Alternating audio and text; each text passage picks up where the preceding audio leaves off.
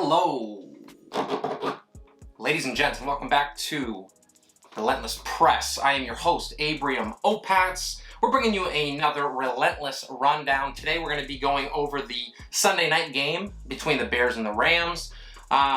Score not indicative, guys, of how close this game really was. You look at the 34-13 final score and think the Rams dominated and really blew out the Bears, but that was not the case. We're going to go through kind of a quarter-by-quarter breakdown of what I saw from this game, and then we're going to talk about the overall fantasy impact for each team. We're going to go over the Bears individually, who did well, what that looked like, and then we're going to break down the Rams as well. A lot of good content to talk about in this game. I really appreciate you joining me, so let's get to it.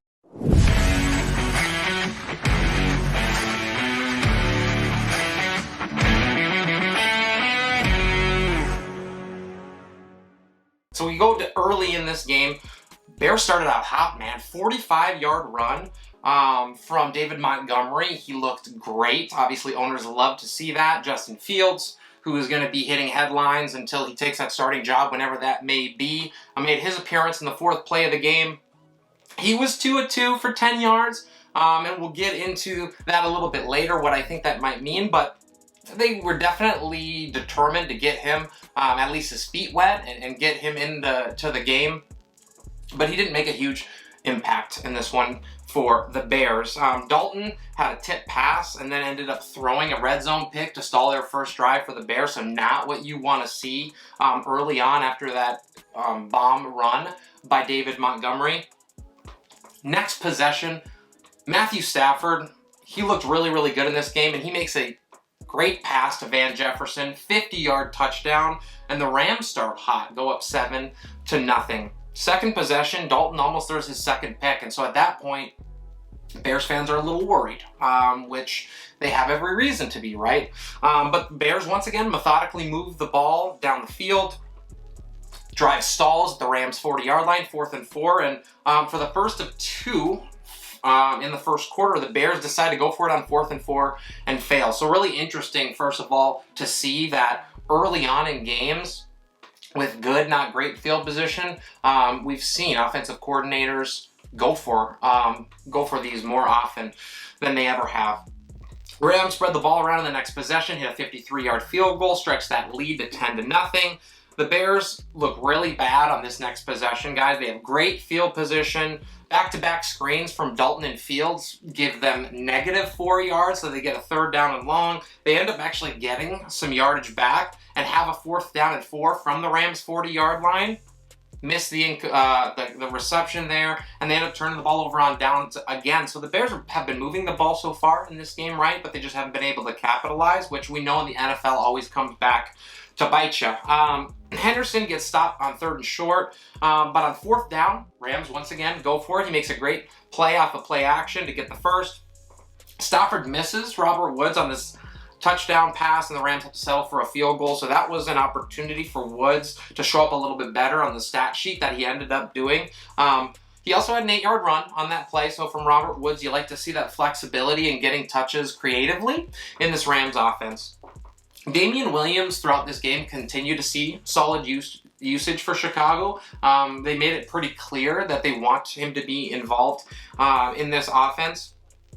And they got a 10-yard run from Dalton on a scramble, and then David Montgomery. So once again, Chicago moving the ball in the first half. Montgomery ends up scoring a touchdown to keep Chicago in this one. And so 13-7, Rams over Bears at halftime.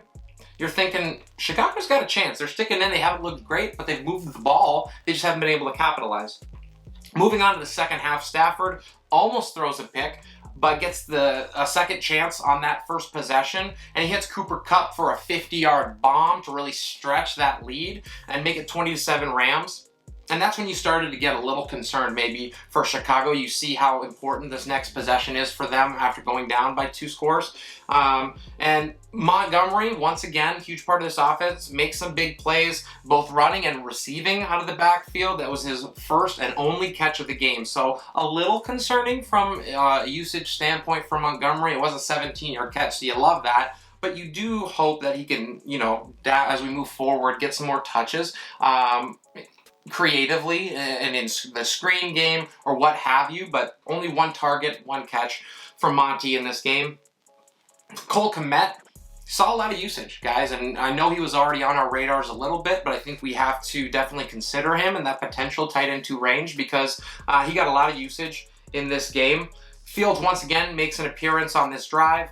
He had a 1-yard flip pass. It was really, really strange. They bring him in. Like I said, I think they're just trying to get his feet wet, but he ends the drive with an awesome athletic 3-yard touchdown run where there wasn't a lot of space and he really had to pick his timing for when he made that dive into the end zone, and that bring it to 20-14 with 4 minutes to go in the 3rd quarter. And so you look at overall what's happened so far, Bears are in this game and then they could theoretically be ahead had they been able to capitalize early. Ensuing possession, Higbee makes a huge catch on 3rd down and 5 to keep the drive alive, and then immediately contributes with a 40-yard bomb. And so for the other side of the equation, when we're looking at the tight end position, Tyler Higbee looked really, really good in this game. And he was definitely a safety valve for Matthew Stafford. 25-yard play by Cooper Kupp sets up a 1-yard touchdown dive by Darrell Henderson, so he gets in the end zone, and at that point it's 27-14 Rams with just 1:19 to go in the 3rd, and you feel like that may be a little insurmountable for the Chicago offense. Damian Williams getting looks again, gets back-to-back catches on this drive, going for over 20 yards, so you love to see him catching it out of the backfield, and then you love to see him producing with those opportunities. He might be a lower end flex, but I think right now, if he's available, we're picking him up and stashing him for potential David Montgomery injury, or if this Bears offense somehow decides to come to life and really kick it into that next gear. Bears go for it here on 4th and 15, end up with an incomplete pass, 10:45 to go, and at that point it's not looking good. Ensuing possession, the Rams just really feed the ball to Darrell Henderson. They're trying to milk the clock and run this one out. He gets 3 straight touches for 22 yards, so you absolutely love that. Bonehead play right after that by Ogletree of Chicago, and that really kind of ended any hopes of a Chicago comeback. They did have an opportunity to get the ball back, although time was waning, but on 3rd and 13, Cooper Kupp, who, man, did he look good, made another awesome play. 3rd and 13, he ends up catching a screen pass 2 or 3 yards down the field, but he was able to evade 4 defenders for Chicago, pick up the 1st down, and then this drive is finished off by Robert Woods, aka Bobby Trees, making an amazing stretching catch in the back of the end zone. It's 34-14 Rams with 3:17 to go, and obviously at that point this one was over. We're gonna look now kind of at what each side of the coin meant, so for Chicago and for the Rams. But first of all, guys, if you are enjoying this content, if you are new to the channel, please like and subscribe for me. It helps me to create this content, it helps me to do what I love, and it helps me to help you guys to be the best fantasy players that you can be. So early on, right, you're going to be some of my first subscribers, and so I'm going to be able to answer any questions that you may have, so please drop those in the comments. And if you have any content that you are looking for or things that you're interested in, let me know. I would love to create content that is most valuable to you guys. Like we said, when we're looking over Chicago, the score was not indicative of how close this game was. 13-7 at half and 20-14 with just a little over 4 minutes to go in this 4th quarter, but the game got away. I want to address just a little bit about this Justin Fields, Andy Dalton thing, because we know we're not going to stop hearing it, but I really think, you look at the statistics for Dalton, he finished 27 out of 38, 206 yards, no touchdowns, and a pick, so it doesn't look great, right? But I really do not think this loss had to do with any shortcomings really on Andy Dalton's part. I think it had a lot to do with Matt Nagy and his questionable play calling, to say the least. Dalton did miss a few throws, but he was really solid operating in the pocket when he wasn't running for his life, of course, because that Rams defensive front was it was on him all day, and he made his job really, really hard. But to Matt Nagy here, just for a second, those 4th and 4s early in the 1st quarter where the Bears decided to go for it, hindsight's 20/20, right? But you still got to second guess that because of the defense that they were playing, and really Chicago's defense was playing pretty well. And so to put your team in those situations where you're giving this high-powered Rams offense a short field multiple times early in this game, which would then wear them out and tire them down as the game went on, and we saw those big plays start to happen. I know that played into it. And so I think you have to be a little concerned from a Chicago Bears fan standpoint about what this offense is going to look like. It was clear that they were trying to get the ball out early, right? They did not want Dalton holding on to the ball. I don't think that they had any hope that they were going to be able to pass protect long enough to get the ball downfield. And so they made that clear in the game plan. But you've got to get more creative. There were so many screen plays and screen passes in this game for Chicago that just did not work, and they didn't look good. It didn't look like an offense that knew really what their identity was in this game, right? And so moving forward, Nagy's going to have to get that under control. He's going to have to find a way to get the ball in his playmakers' hands. And one of the biggest playmakers, the biggest playmaker, at least in the wide receiver standpoint for Chicago, Allen Robinson was shut down, for lack of a better word. And this is surprising to me, if only for the fact that it didn't look like he was shadow covered by Jalen Ramsey in this game. He finished the game with 11 targets, which you love, but he only had 6 catches and he turned it into 35 yards. So he didn't do much with it at all. This is not a time to panic for A-Rob owners, right? It's going to get easier. You're going to see better matchups. But when you see 11 targets and you get 35 yards out of that, you have to hesitate just a little bit, right? I think the silver lining for this offense was David Montgomery. He looked really, really good. He had 16 carries. He had 108 yards and a score, but he only had that 1 target for 10 yards. So you don't love that. You hope that moving forward they're going to be able to, once again, Matt Nagy, find a way to get the ball in your playmakers' hands with some open space. I would say the biggest concern when we look at Allen Robinson was that he wasn't involved with players like Cole Kmet, who had 7 targets, 5 catches, 42 yards. Darrell Mooney, the rookie, 7 targets, 5 catches, now only 26 yards, right? Because they were trying to do that quick hit screen and slant game. But Damian Williams even gets in here and has 10 touches. So all these guys are getting a ton of looks, and they were able to do a little bit with it.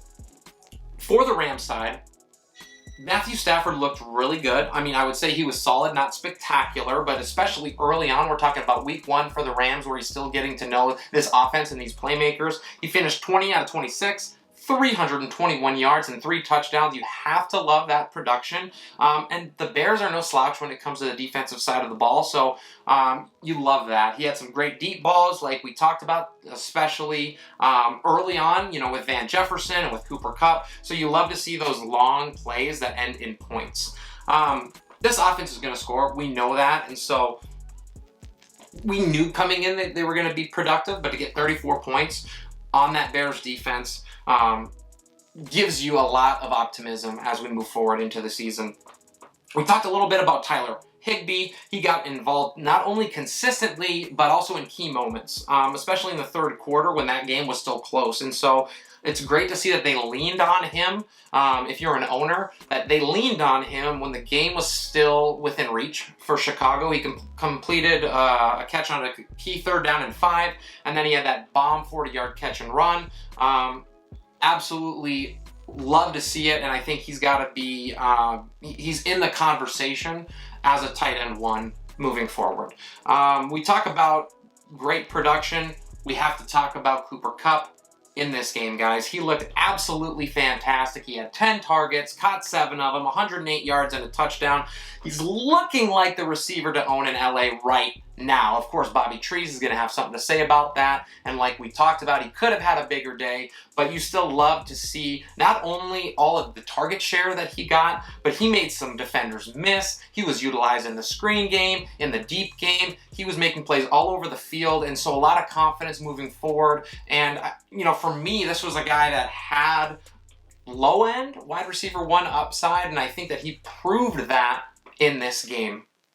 Talking about Robert Woods, a.k.a. Bobby Trees, for just a second. He only had 4 targets. He caught 3 of them for 27 yards, but he saved your guys' day if you played him because he got that touchdown late, and it was a beautiful extension catch where he reached up and over his body to make it, and to really put this one, the nail in the coffin for the Rams. And then finally, we're going to talk a little bit about Henderson, because he did exactly exactly what the LA Rams wanted him to do. He stayed ahead of the change. He got that 1-yard touchdown plunge, and he also had a one catch for 17 yards on a screen where he looked really good. Of course, we want to see him catch it a little bit more out of the backfield, although that's not really his forte, so you kind of take what you can get with that. But he had 16 carries for 70 yards, and he got a score. So he produced. I think he's still in that, middle of the road RB2 conversation, but I think moving forward, you can start him with confidence. Sony Michel did not exist in this game, so any concerns about him taking any workload away from Darrell Henderson were at least put to rest for this game, which is a very, very good sign. That's all I got for you guys for the Rams and the Bears breakdown. Once again, comment on your thoughts below. Give me your opinions. If there are any content that you're interested in me creating for you, please let me know. I'd love to answer any questions that you may have. And if you enjoyed or you're new to the channel, please like and subscribe. We will see you next time on the Relentless Rundown. Thanks for being here, guys.